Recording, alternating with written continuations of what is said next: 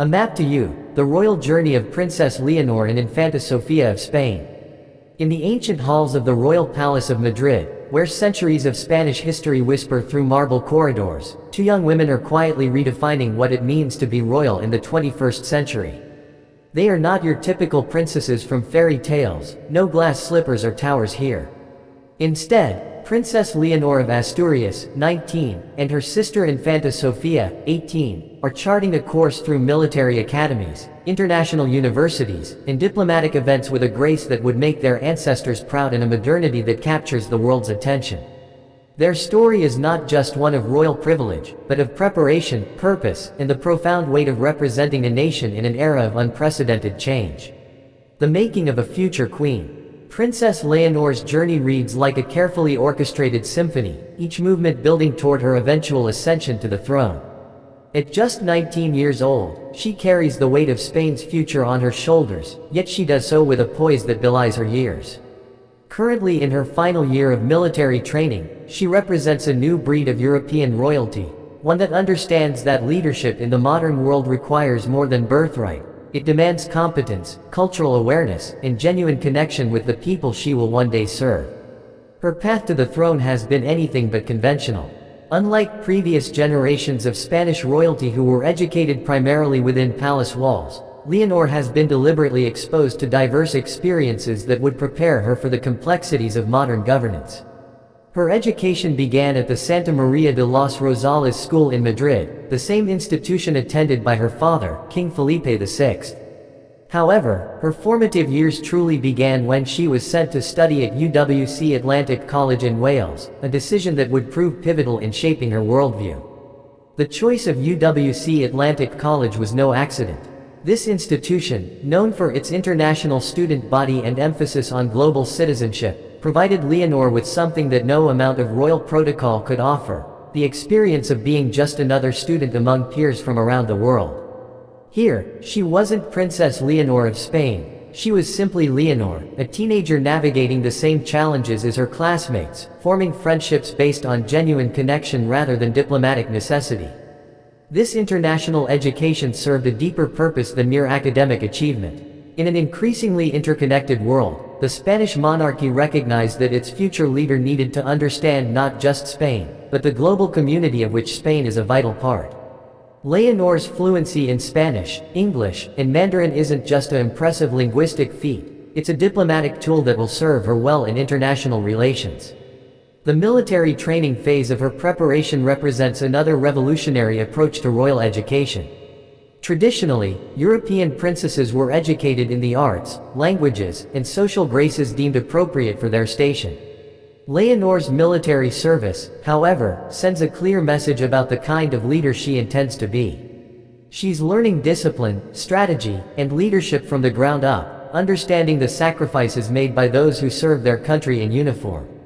Sofia, the supporting star. While much attention naturally focuses on the heir apparent, Infanta Sofia's role in this royal narrative is equally compelling and perhaps more complex. As the second daughter, she enjoys both the privilege of royal birth and the relative freedom that comes with not being destined for the throne. Yet this apparent freedom comes with its own set of challenges and opportunities.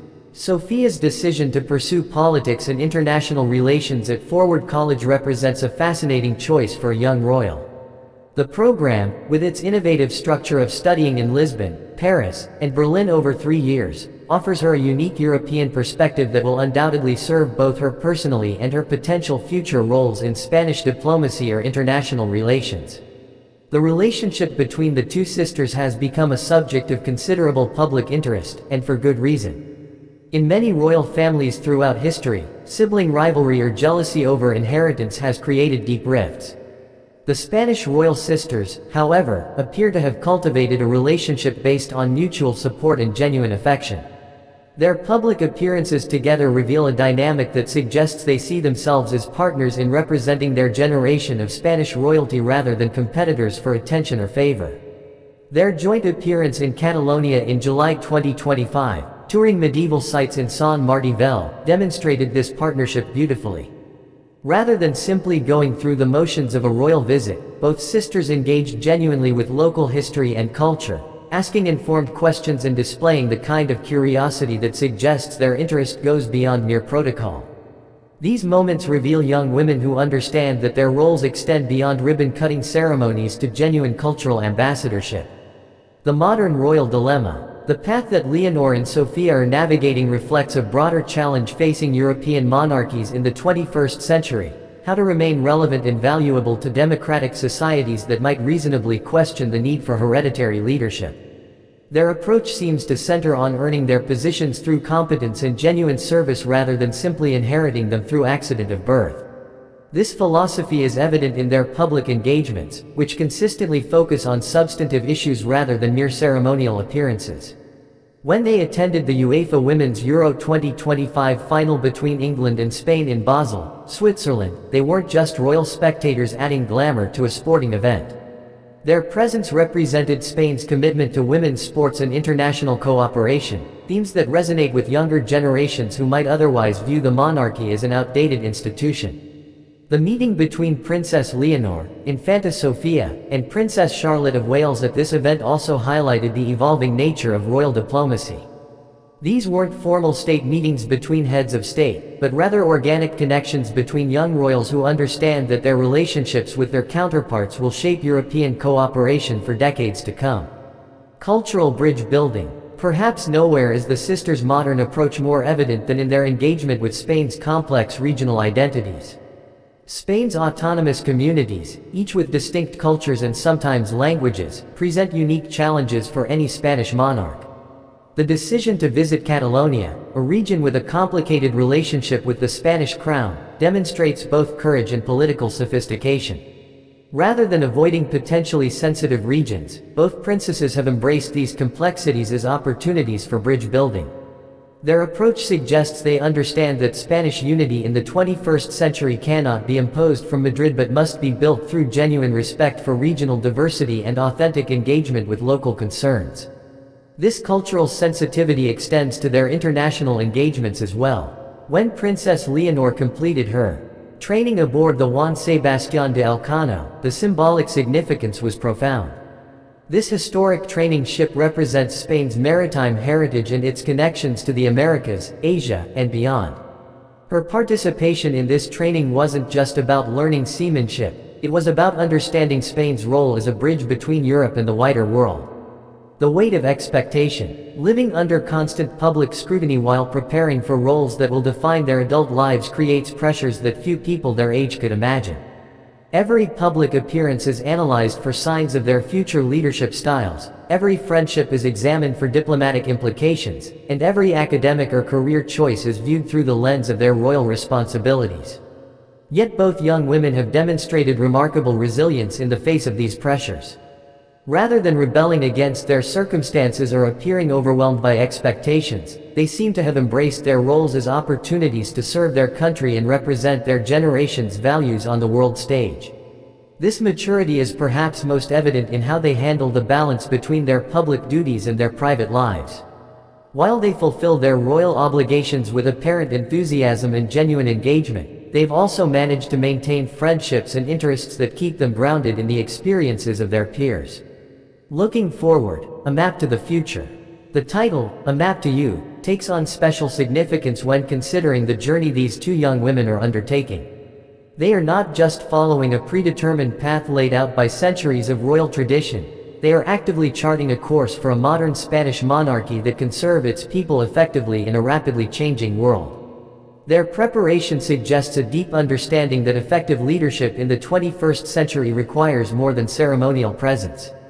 It demands cultural competence, international awareness, genuine empathy for diverse experiences, and the kind of practical skills that can only be learned through real-world experience.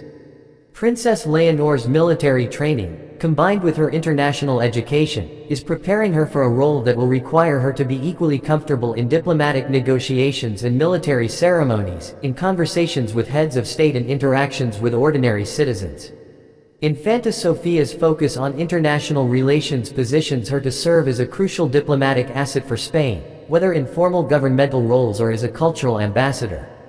The sisterhood advantage. The partnership between the two sisters may prove to be one of their greatest assets as they take on increasing responsibilities. In an era where collaboration and emotional intelligence are increasingly valued in leadership, their ability to work together and support each other provides a model for effective teamwork that extends beyond their personal relationship. Their different but complementary paths, Leonor's preparation for constitutional monarchy and Sofia's focus on international relations, create opportunities for Spain to present a coordinated and sophisticated face to the world. Where previous generations of royals might have seen siblings as potential rivals, these sisters appear to view each other as essential partners in their shared mission of serving Spain. Conclusion: the promise of a new generation. As Princess Leonor and Infanta Sofia continue their journeys toward their adult roles, they carry with them not just the weight of royal tradition, but the hopes of a generation that expects its leaders to be authentic, competent, and genuinely committed to service. Their story is still being written, but the early chapters suggest a narrative of young women who understand the gravity of their responsibilities while embracing the opportunities those responsibilities create. The map they are following leads not just to their individual destinies, but to a vision of Spanish monarchy that can thrive in the modern world by combining the best of traditional values with contemporary sensibilities. In a time when many institutions are struggling to maintain relevance, their approach offers a compelling example of how hereditary leadership can evolve to meet the needs of democratic societies. Their journey continues to unfold, each public appearance and private milestone adding new dimensions to our understanding of who they are becoming and what kind of leaders they will be. For Spain, and for the broader world watching their development, Princess Leonor and Infanta Sofia represent the possibility that royal institutions can indeed find meaningful roles in the 21st century, not through clinging to past glories, but by embracing the challenges and opportunities of the future with grace, intelligence, and genuine dedication to service. The map to their future is still being drawn, but the early signs suggest it will lead to destinations that honor both their heritage and their generation's highest aspirations.